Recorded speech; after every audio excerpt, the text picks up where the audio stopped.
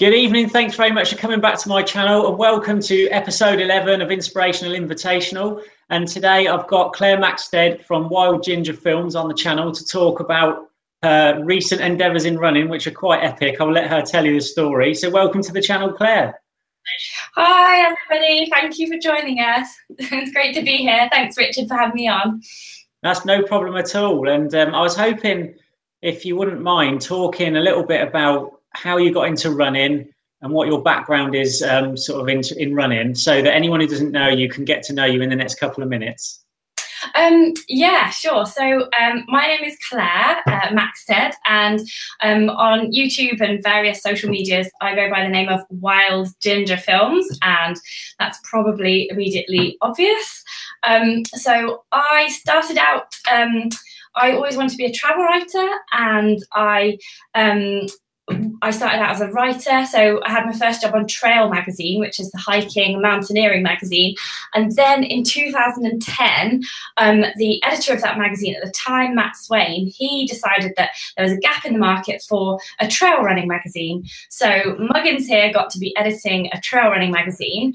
It went out twice yearly, and then it went bi-monthly. Then we did 4 a year, and then we did 5, and now it's on 6 a year. And I did that for 7 years. I edited Trail Running Magazine, which is, I can just show you a copy here. This is the latest issue of Trail Running Magazine. It's absolutely fantastic magazine, and the guy who runs it now, Paul Larkins, is a really good friend of mine, and I still write for them and things like that. But in July last year, 2017, I just thought, enough with the writing already. I want to speak to people. I want to get out there. I want to be talking to people. I want to be in the countryside, running around. I don't want to be sat behind a computer. So I decided to set up my own YouTube channel, which is called Wild Ginger Films. And I just haven't looked back really. So I've got a few thousand subscribers now, and I do gear reviews, I do advice and inspiration. So the latest one on there is all about run scrambling. So that's running and then scrambling up mountains. So, and there's tons of stuff on there, like backpack reviews and interviews with elite athletes and nutritional taste tests and lots of other things besides. So yeah, check it out if you want to join the gang. Oh, brilliant. Thank you very much for that. And already we've got FOD Runner in the chat, live chat, saying good evening. So hello, FOD Runner. His name's Andy, if anyone who doesn't know him. Guys, get your questions in. If you've got any questions for Claire, get them in nice and early, and then we can hopefully get them asked during this interview. So yeah, thanks for that, Claire. And I watched your run scrambling video. I really enjoyed that. And we were just talking quickly before we came live that you shot all of that on a phone. So just talk us about that quickly. Oh yeah, so I shot run scrambling all on my iPhone. It's the iPhone 7 that I use. I actually did that because I made a bit of a mistake. I left my microphones in my house where I was staying, and so I couldn't use the GoPro because the sound on the GoPro Hero 5, I don't know if anyone else uses one, but it's shocking, the sound quality on that. But the sound quality on the iPhone is actually really good without even using a microphone. So we got the tripod that you see here. It's quite a big tripod. So Charlie, the guy who I was filming with, he got to carry this. And we set up several shots. Just there's an attachment on the top just here for the iPhone, and we just set up several shots, and there was a lot of kind of running back and forth to the camera, having a nice chat as we went. And then as we got onto the actual scramble itself, we were just using the camera. I was just saying, oh, Charlie, could you just film this bit for me? And then he was, I was kind of giving him the camera, and he'd scramble up a bit, and then he'd record me coming up as well. And I just tried to make sure that I get a nice variety of shots and a little bit of talking pieces to camera, and a lot of advice from Charlie as well, because that's the whole reason that people are watching, is to find out how to do these really exciting activities for themselves. Yeah, I love watching it. I've never done run scrambling before, and it made me sort of think about how could I get into that and have a look at doing that. So yeah, it's really good. I enjoyed that one. Cool. And yeah, so sorry? That's fantastic. That's exactly what it's designed to do. I'm really pleased. No, good. And So then your recent, I remember because we met at the Running Awards Bloggers Forum back in April. And just then I was about to go and do the London Marathon, and you mentioned you were going to be taking on the Cape Wrath Ultra, which at the time I had no idea what that was, but I started looking at their website last night a bit to sort of prepare for speaking to you today, and it looks amazing. So tell us all about it. Yeah, oh, I wish I had my map handy, because that would have been handy as well. But it's basically a 250-mile or 400-kilometre route from Fort William, which is in the Scottish Highlands. My friend thought it was in America, so that's just why I'm clarifying that. And it goes all the way up through, yeah, I know, all the way up through Knoydart, Torridon, into Fisherfield and Sutherland, I think. I may have got that wrong, so don't quote me on that. But it goes through all these amazing mountains up north, all the way to Cape Wrath itself on the most northwesterly tip of Scotland. So it's an absolutely fantastic journey. It's a hell of a long way, and the terrain is not like your usual terrain. If it was all paths, then that would be fine, but there's loads of areas of really technical and boggy, heathery boulder fields that you sort of have to sort of scramble across, and you can be going as slow as 1 mile an hour. That's how much it could take to do 1 mile, especially if you go slightly in the wrong direction and have to down climb a massive cliff full of heather and rocks like we did. So yeah, it was really, really, really super tough race. And so this 250 miles takes 8 days. So it's 8 days that you're on your feet, getting back up and running again, running again, running again. And as you know, I actually didn't finish it. But how did you find that whole getting up every day and running again? It was hard. So I've done several 3-day races before, and you can sort of wing it on a 3-day race. You can sort of cope with anything. Like, you can get tired, you can get some blisters, and you can get you can do things in a bit of a slapdash way on a 3-day race. But by 4, 5, 6, 7, 8 days, you've really, really got to be taking care of your feet, taking care of your nutrition, sleeping right, recovering right when you get back, doing all your admin. Like, we were in tents, so there's loads of stuff to sort out every evening. So you really can't get away with anything on an 8-day race. And I actually quit after day 4, and then I jumped back in on day 8 because I really wanted to do the last day and get to the lighthouse at Cape Wrath. But I just found that getting up wasn't a problem because the sun rises so early, so the tent is flooded with light and everyone else is rustling around, and getting up is not a problem. It's getting to sleep that's the problem, because you've got people snoring in the tent. Like, there's tents like 2 tents away, and it's like, how are your tent mates not like smacking you with a pillow because you are snoring, mate? It's like, we actually, well, one lady in my tent, she got up in the middle of the night one time. She went around the tent to see who, and she actually banged on the tent. She was like, if the person in there is snoring, can you please wake him up and roll him over, because he's snoring like an absolute beep and we cannot get to sleep. She was really angry. It was like midnight. We were all really knackered by then. And so yeah, there was some snoring, but it wasn't too much of a problem. I have earplugs, so I just put them in. But yeah, getting up was not the problem. It was going to sleep that was the main problem. Yeah. And how does it work with all your kit? Do you have to carry it every day, or how does that work? Yeah, so the kit is really, really good. So you just carry enough for 1 day. I've actually got my bag. I haven't unpacked my bag, so I'll just go and get it. It's just here. And, oh, nice one. Yeah, I haven't unpacked yet, which is really, really, like, ridiculous of me. But so this is my drop bag. And, oh, sorry, just saw my, like, I'm wearing my... That's massive. Yeah. Mine was one of the biggest ones. So it's got heavy written on it. You're only allowed 20 kilograms.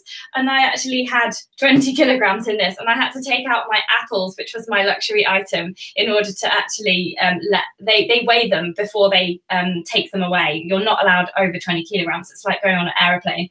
And that's for health and safety reasons, because the marshals are picking up these bags and you don't want them to be picking up a really heavy bag and hurting their back. So yeah, bag of stuff. So it's a sleeping bag, waterproof, wash bag, and I've got my backpack in here, which is actually really interesting.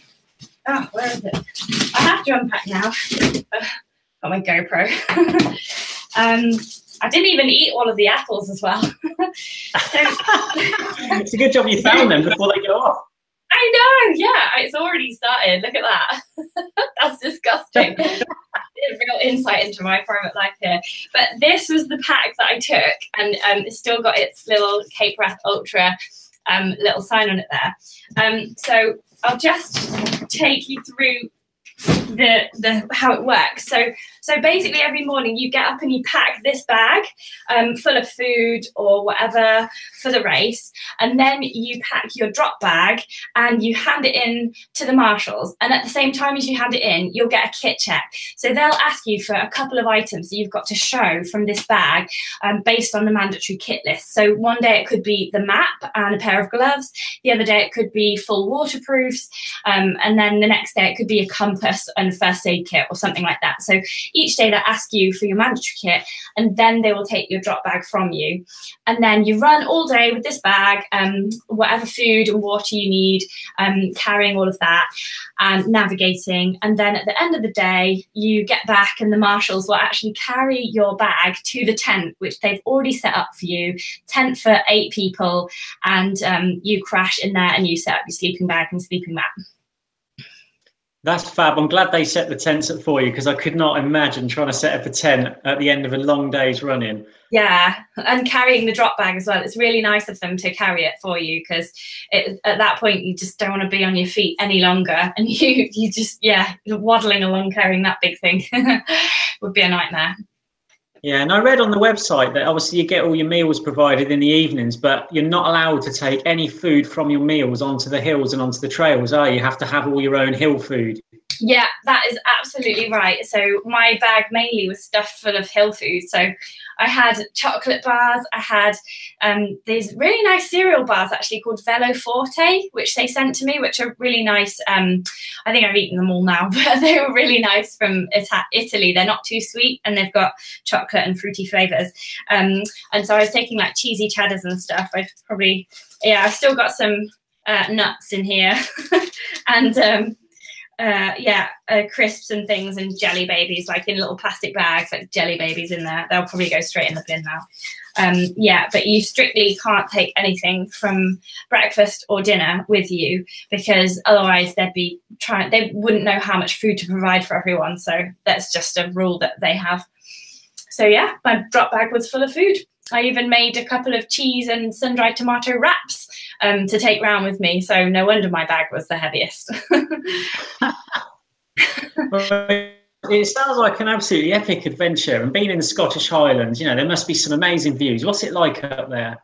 Oh, the views are incredible. They're just stunning. Like the best one was on day 4, where we walked for, it seemed like forever, and we just passed this marshal point and it was boiling hot, and all the marshals had blooming ice creams, didn't they? And they're not allowed to give us even a lick of it because there's no outside assistance. So we walked off, like, away from these ice creams. I was starting to get these really horrendous blisters, and we walked up this river, and we got to the saddle between the 2 mountains, and the 2 mountains were really pointy. I can't remember the names of them, but it was in Torridon, and we just got up into this sort of saddle, and all of a sudden you could see all the way across. It wasn't even a valley, it was like a plain, and there was these huge mountains just humping out of it. They just looked like sleeping dinosaurs or something.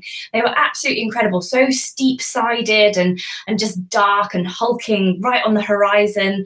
And then we turned to the right, and there was this gorgeous trail and really, really nice running, well, stumbling at this stage, to this amazing high tarn, like a little lake in a corrie.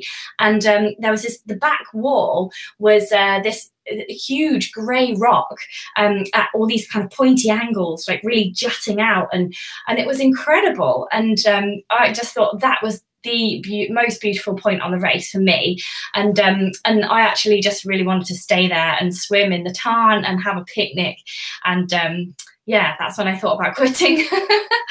It was so nice. I was like, why am I rushing through this? And my feet really hurt. Why aren't I just kind of having a nice time and just doing a day walk or a day run or hike or something? So yeah, I felt that's when I started to feel a little bit like, oh yeah, this is too much for me. Yeah, I think it sounds like it's an epic challenge, and I think sometimes to make that call and say that you can't do it is the bigger decision, and it's the harder decision, isn't it? So how did you come to terms with that and make that decision? Well, I actually considered the decision on day 3 because day 3 was super long. It was over 40 miles and there was about 2,800 meters of ascent. So it was like climbing Ben Nevis several times. We had 3 significant climbs, and at the end of the day there was this huge climb that I was getting tired, but more than getting tired, it was stressful mentally because we had to make these cutoffs, and we were approaching we were touch and go as to whether we'd make the 11 p.m. cutoff. And bear in mind, we'd been running since 7:30 in the morning. That's a really, really long day. Like, I'm no good at maths, but I think it's about 15 hours or something from 7:30 till nearly 11 p.m. So that was a really long day. It was quite warm. By that time, I was starting to get mouth ulcers from all of the sugar that I was eating, from all the, like foods you would never normally eat, like chocolate, loads of rubbish, basically. And I was really tired, and my blisters really, really hurt. And we got in at 11:15, and I couldn't really eat anything because I was really tired. And then I couldn't sleep because I felt like someone was jamming 2 hot pokers into my hips because, I don't know, they were hurting more than my muscles were. And I had really bad blisters. And I just thought, I don't know if I can tolerate these blisters and the pain with every step for 5 days more. I had about 3 hours sleep that night, and I woke up shivering. I couldn't control my body temperature anymore. The previous day had been really wet, so my sleeping bag was still a bit damp. My sleeping mat was still damp underneath. The tents weren't dried out yet properly. And I just felt myself starting to go downhill at that point. And at that point, I considered quitting, and I hadn't been considering quitting at any other point. And I never thought that I would. And then I thought, no, you can't quit on a bad note. You can only quit in the morning, basically. You shouldn't go to bed on a quit because you'll always feel better in the morning. So I sort of woke up on autopilot the next morning after about 3 hours sleep, got ready, got out, got going, met the friend who had got me through the day before. That was really important. I made friends with a really, really amazing woman. Like, we're old now, so I'll call us girls though. And she really got me through the last climb in particular on the previous day. And strangely, we both ended up leaving at the same time the next day. So we're like, oh, it's fate. We spent the day together. And that was really good because that got me through. But it was so hot. My blisters were just getting worse and worse. And I kept having to put them in water to cool them down and reduce the swelling. And it was just that my shoe was that bit, the toe box was too small, and it just squished my little toe, squished the little toe under like that. And so with every step, I had the full force of my body weight and more, because I was running, on the blisters on my little toes, and it was just really horrible. And after the sheer beauty of Torridon in day 4, I just suddenly thought, why am I doing this to myself? Like, I took painkillers, but they made me feel sick. And you also worry a bit about what it's doing to your insides, especially if it's a hot day and you're dehydrated. And I was just like, I can't eat because I've got ulcers. I'm really miserable because I've got all these blisters, and I'm just not enjoying this as an experience. I'm not fit enough to not spend all that time on my feet that I can then go and recover, and I can get my blisters looked at, or just generally not be on my feet so much so that they don't hurt so much. And I just came to the conclusion by the end of day 4 that this was not the way I wanted to see the mountains.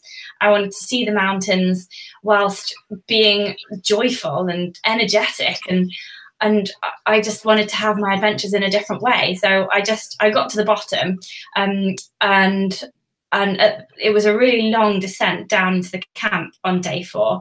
I just was every step, and I got myself into a bit of a state because I made Julie go on ahead, and because she wanted to get back earlier and she didn't have the same problems as me. So I was like, no, you go. And after a while, she like agreed to, and I got myself into a bit of a state, and I was like almost in tears when I got back. And then because the organizer, Shane, is a friend of mine, like as soon as he was there on the finish going, hi, you all right? And give me a hug, I was like, no! And I like properly sobbed at him. And it was like I was really embarrassed, but at the same time I found it quite amusing that just because you're so tired, all of your usual defenses just go, and this is like you at your most rawest, like awful state. And he was so nice to me, and he got me a drink, and he got me some food, and he just sat me down, and I was like hobbling with my poles through the hall, and everyone was like, what's wrong? And I was like, oh, just blisters, they really hurt. But it sounds so pathetic, but it really, really hurt, like more than anything else. It just really killed. And I just thought, nah, I don't have to do this. And I'm gonna take 1 day off or 2 days off or whatever it takes just to feel okay again, because this is not how I want to see the mountains. I do not want to be a miserable person and be thinking I don't want to be on painkillers all day and not enjoying myself. So I decided to quit. No, I think that's fair enough. It sounds like you gave it everything you could, and you know, when you get to that point where you're in so much pain, you can't carry on. I've had it in the London Marathon one year when I had plantar fasciitis. I know every step you sort of think, I can't take one more step. It's that much pain, and you have to really soul search, don't you, to push through. And I managed to do it for that marathon, for that day. But, you know, if somebody said to me, right, tomorrow, back out there, do it again, no way, I would not have been able to do it. So I can feel your pain there. But, yeah, guys, we've got no questions coming in. I can't believe this. Normally, I can't shut you all up. You're all asking so much. So let us know who's in. Put a comment in there and give us a couple of questions if you've got anything for us. Yeah, so I can totally see why you dropped out there, and what do you think you've learned from it, and what would you maybe try and do different next time? Well, the main reason that I dropped out was the blisters, because my feet were squashed together in the toe box, and that really surprised me because I'd worn the same shoe and sock setup as before. When I did 100 miles in training over 5 days. So I was really surprised about that. But I think it's because of the higher temperatures. So unusually for Scotland, it was actually really, really warm. It was 2 months later than I did my 100-mile recce anyway. And yeah, so I think it was that I didn't take big enough shoes with me. I should have, in hindsight, I would have taken a pair of 1 size bigger and then even 2 sizes bigger, actually. And I would have also experimented with using some Injinji toe socks, because I haven't worn them in the past because they've actually made my feet get a bit bigger, because there's obviously the material between each toe, and that sort of compounds my squashed feet problem. But if I maybe were to take some bigger shoes, like a whole size, maybe 2 sizes bigger, maybe that would ease the problem. But I've got some Ultras, and so I think I'm going to experiment with using these next time, because they've got a wider toe box than most other shoes, and I wore them today just to walk to the shops and back, and they're really comfortable in the toe box area. And yeah, I'd want to do a bit more experimenting with actually running with them, but that would be a good option, I reckon, for a future race. But of course there's zero drop, which is a bit of a dilemma for me because of my plantar fasciitis problem. I've been wearing shoes with more like a 10 or 12, sometimes 8mm drop. So I just wish that they did a pair of these which were like 10mm drop for people who are used to a more traditional running shoe. But that's their USP, isn't it, Ultra? Their zero drop technology. That's and I think they're going to be sticking to that. Yeah, I know, but they should also have the USP. They should also think of their USP as the big toe box thing as well. Like they should have Yeah, they should just do a higher drop one for me. I would actually pay a ton of money to have a custom built shoe. I really would. Because the Wild Ginger edition. Yeah, I really would pay a ton of money, because I just think that, like, so many people on the race were saying, yeah, the toe box is squashing my feet. And the toe box comes in too soon, like before their feet are starting to come in. So I just think there's a real market for ultra shoes that either have a wider toe box or don't do that curve in too soon. Like the ultra ones, they curve in a bit later, I think, than most normal shoes. Yeah. Yeah, I can see that from the shape of them, actually. They do look quite an interesting shoe, because I know they were at the Running Awards and they did a presentation about the Ultra, and one of the things they brought up was this toe box, and it's something I've suffered with, is the toes rubbing. Yeah, so many people have. It's incredible, and you just think, there's so many people are getting the same problem. Why are shoes so skinny at the end? Why do they just go in too soon, I think? Yeah, and I know a couple of weeks ago I had Sam was on, and we were talking about 24-hour relay racing and that kind of thing. And she swears by those Injinji socks that you mentioned. She said to me that, you know, that is an absolute lifesaver for her. And she's not had any issues since using those socks. So, you know, that's two people now saying they're pretty good socks. Yeah, I'm gonna get a few pairs, definitely. No, excellent. So we've talked about how long we've been on, almost half an hour. We've talked about your background. We've talked about the Cape Wrath Ultra. So I'm assuming that you must have took some great pictures whilst you were out there on the mountains. And are you posting those anywhere? Where can people see those pictures? Oh, yeah, I'm going to be posting them on Instagram and Facebook and Twitter. It's all Wild Ginger Films. And I'm going to be making a film as well, probably a 5 to 10 minute film of each of the days that I ran. So that'll be days 1 to 4 and then day 8 as well. So I'm just hoping that that will be really useful for anyone who wants to run the Cape Wrath Ultra. They'll be able to see exactly what the terrain's like, exactly where we were going, and some tips and advice as well from some of the other runners on the way too. Yeah, I think that would be fantastic, because it's not a race that gets thousands of entries, is it? And it's not got tons and tons of content out there about it. So I think anyone who's looking to do it would really appreciate having that video to watch and seeing what it's like. There's quite a few blogs out. If you go on the Cape Wrath Ultra website, I think they're listing everyone's blogs. But I think people tend to write the blog entries when they've completed it. So I'm thinking that my angle of not completing it is actually, it's kind of refreshing. It's a bit different. And I think you can perhaps learn a lot from someone who's made mistakes and tells you what they are, rather than someone who's like, oh yes, I just did it and it was fine. Yeah, and I think as well, like it's important to make a video or write a blog about anything that's gone wrong, because otherwise you create this false impression that things always go perfectly, and people are going to be reading these blogs thinking everybody finishes this race. I don't dare enter it because I don't want to be that guy who fails. But actually, it's just because probably the people that didn't make it haven't written about it. So I really think you should do that. You know, I made a video once when I paced the Great North Run and had a problem, and I failed to hit my target time, and you know, I felt terrible about it, but I thought I'm still going to post this because this is real. This is what happens, you know. So yeah, I totally agree with you. And 62% of people completed the race, which is incredible, really, if you think about it, because it's such a hard race. It's exactly the same as 2 years ago as well when it was last run. So yeah, 38% of people didn't do it. So that's nearly half, really. Okay, all right, we've got a question in from Hugo Kramer, and he wants to know, would a larger size shoe help? Would it have helped? And he also swears by Vaseline, but also other lubricants are available, he says. But yeah, do you think a larger size shoe would have helped? Yeah, that's a really good point. Hello, Hugo.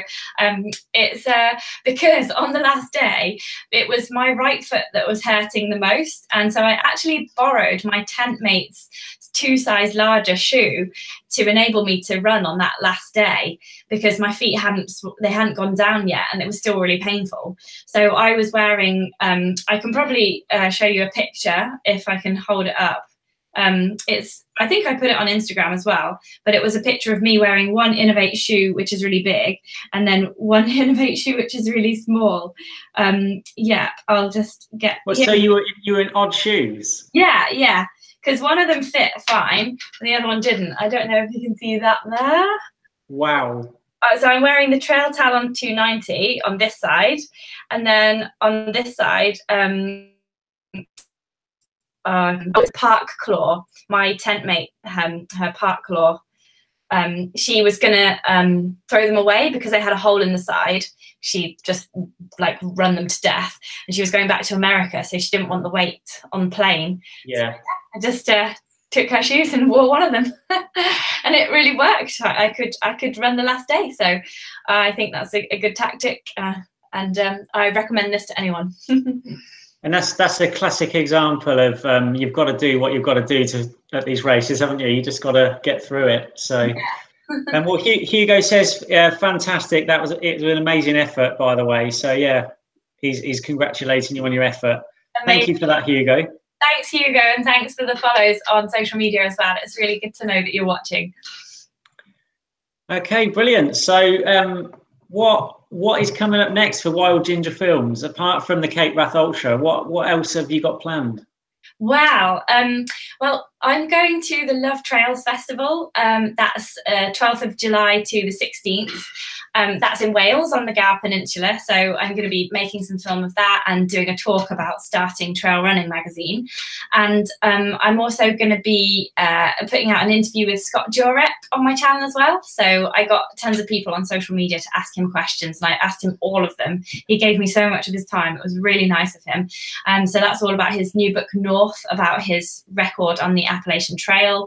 And apart from that, I'm hoping to go with Salomon to some of their Golden Trail events. I'm hoping to go to the Mont Blanc Marathon and also to Pikes Peak. So we'll see how that goes. And I really, really want to get out to the UTMB as well, because there's some really good athletes running this year. And also a kind of a journo friend of mine, Damien Hall, he came 12th amazingly last year. He's really turned into this super duper athlete. And I just, I would like to go and sort of like cheer him on and hopefully get a bit of an interview with him as well. So yeah, that's me sorted till the end of September. Yeah. So fantastic. I'm not sure all my subscribers will know what the UTMB is, but it's the Ultra Trail de Mont Blanc, isn't it? And it's another multi-day event, isn't it? Oh, it's just one day, but one day. It's one race, but it goes over a couple of days. So it starts at 6 p.m. on the Friday, and it's 100 miles. So it's however long it takes you. It's 100 miles with like 10,000 meters of ascent. So it's a ridiculous long race, and it takes some people through the second night as well. So some people are finishing on the Sunday morning, but most of the athletes are in, I don't know, like in the afternoon on the Saturday. That is epic. I mean, I did Comrades, that was about 54 miles, and it was about 5,000 meters of ascent, or 5,000 feet, sorry. And I was broken at the end of that. I couldn't have done another 50, no way. Yeah. What a race. Yeah, that's a really good one. Congratulations on that one. I've heard such good stories about that race. Yeah, I really did enjoy that. I wish it's actually on this weekend, and I really wish I was back, but I'm not. Never mind. Yeah. Next year. Well, it's Global Running Day today, so if you haven't got out there and had a run today, then make sure you do before the stroke of midnight. I just wanted to add in as well that this weekend, Park Run are doing the NHS 70 celebrations, and they're encouraging people to wear blue and white at their Park Run, or if you're a paramedic or a doctor or a nurse or anything like that, then turning out in your uniform would be awesome. I'm sure everybody would love to see that. So make sure you're doing that. And if you want to follow Claire on any of the social media, there will be links to all of her channels below this video in the description. So check her out. She's got loads of good content out there.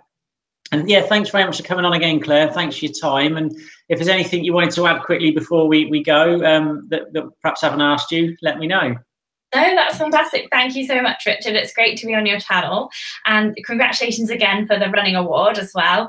And yeah, I will be wearing blue and white at Park Run in Keswick this weekend, because I'm up for Keswick Mountain Festival. Oh, brilliant. Well, yeah, thank you for coming on. And as always, if you've liked this video, please do give it a thumbs up. Please subscribe for more running related content. And if you hit the bell notification icon next to the subscribe button, you'll get notified every time I go live like this. Thanks for watching, and I'll see you all on the next one.